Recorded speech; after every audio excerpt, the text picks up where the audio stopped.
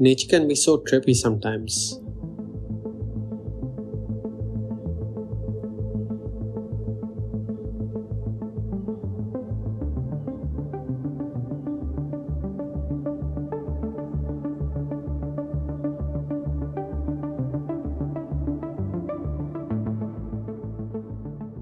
What about some computer-generated images?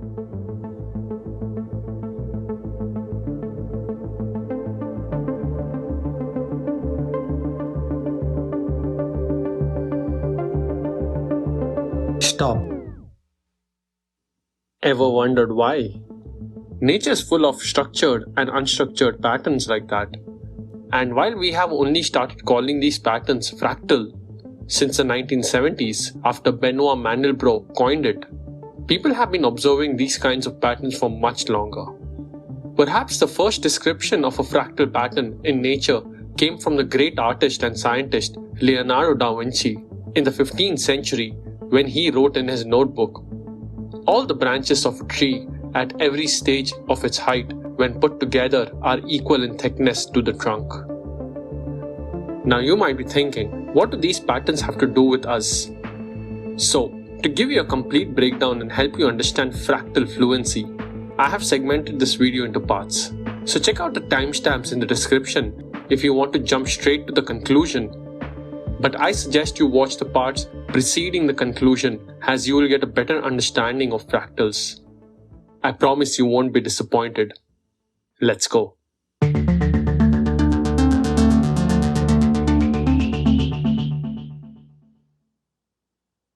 First, let's understand what fractals are exactly. As Ben Weiss explains, whenever you observe a series of patterns repeating over and over again at many different scales, and where any small part resembles the whole, that's a fractal. Fractals have been present in cultures spanning across many centuries and continents, and we will see in a bit how they influence us. Nature.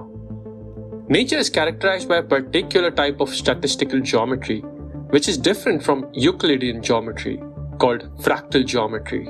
We humans have evolved in complex and sensory-rich environments where all of the natural structures are fractal at different scales, from the large to the microscopic. Most of us watching this video, including me, are currently living in urban environments characterized by minimalist or Euclidean architecture, that is, straight lines, right angles, etc., resulting in unnurturing and inadequately sustainable places. But research in environmental psychology suggests that humans need fractal scales, rich patterning, spatial learning, and interlocking geometries, which are typical of nature. In other words, we humans like fractal features in our habitat because these features have clear survival value. I'm sure I'm not the only one who feels this way, but we all get our best work done when we are most likely facing a scenic view. When nature's trademark for complexity and order is applied to architecture and design, this can result in nourishing, satisfying, and sustainable spaces. Music. It's not easy to imagine what a musical fractal would be, as not everyone has a musical ear to identify it, but it is present in every type of music. Some musicians make complex, repeating patterns like in classical music, blues, or heavy metal, while others like to keep things very simple like pop, EDM, or other mainstream stuff. Composition can involve a lot of math to form musical patterns. For example, polyrhythms, which basically means combining two or more rhythms which are not derived from one another, a concept even some musicians fail to understand. But they all follow the same rule, that they being groups of events combining to form larger groups of events, which themselves combine to form even larger groups. Basically loops within loops within loops. Painting. After 50 years of debate, the answer of modern art's greatest puzzle was derived from an unexpected source. Artists like Botticelli, Vincent van Gogh, and Jackson Pollock are attributed to use fractals in their paintings. This fractal art can also be achieved by mathematical calculations of fractal objects and placing them in exact spaces to get the desired results. Jackson Pollock used freehand painting to achieve the same results, and computer analysis has proved that. Biology.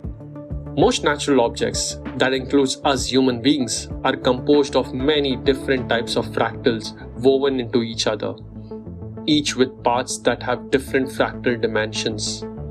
The lungs is an excellent example of a natural fractal organ. The bronchial tubes of the human lung have one fractal dimension for the first 7 generations of branching and a different fractal dimension from there on in. If you look at the lungs upside down, you can see that the lungs share the same branching pattern as the trees. And this is for a good reason. Both the trees and the lungs have evolved to serve a similar function, respiration. Since they perform a similar function, it should not be surprising that they share the similar structure. This common concept in science is known as the structure-function relationship. The kidneys, the liver, the pancreas are all organs constructed along self-similar fractal rules. So is the case for the most remarkable creation of all those we know on the planet, the human brain. Now, I put all these forward to establish that fractal patterns are everywhere, mainly in nature, and that's where humans have been influenced to create art and structure. How all this ties up with humans, and why do we feel the way we feel while seeing these patterns? A growing body of research has investigated the therapeutic effects of fractal patterns on the human brain. Just by watching fractals, we can reduce our stress by 60%. And that happens even before your brain can process it, because the human eye is viewing things in repeated patterns, or fractal trajectory. This was found in studies of animals foraging for food in their natural terrains, as their foraging motions are also fractal. For example, the short trajectories allows a bird to look for food in a small region and then fly to neighboring regions and then onto regions even further away, allowing efficient searches across multiple size scales. The eye adopts the same motion when foraging for visual information. Just like language fluency, fractal fluency is the human ability to detect and understand fractal patterns easily and accurately. Our preference for mid-complexity fractals is universal, whether they are generated by nature, mathematics, or art. Take a cloud, for example.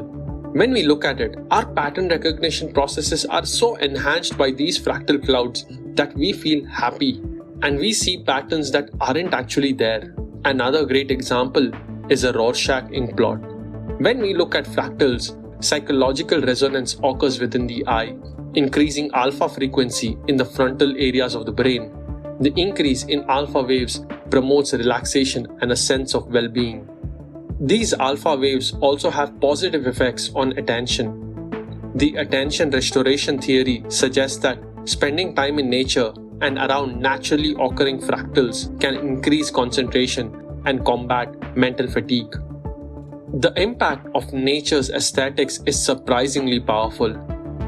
In the 1980s, architects found that patients recovered more quickly from surgery when given hospital rooms with windows looking out on nature when compared to the windows facing a building.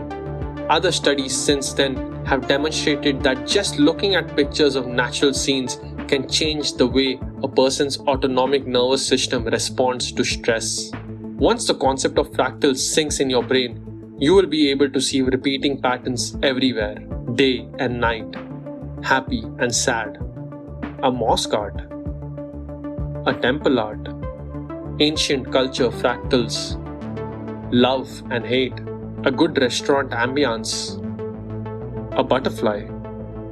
I mean, everywhere. I truly hope this video makes a difference in your lives. With this knowledge, you now know you can fill your home with fractal art and have a better time indoors.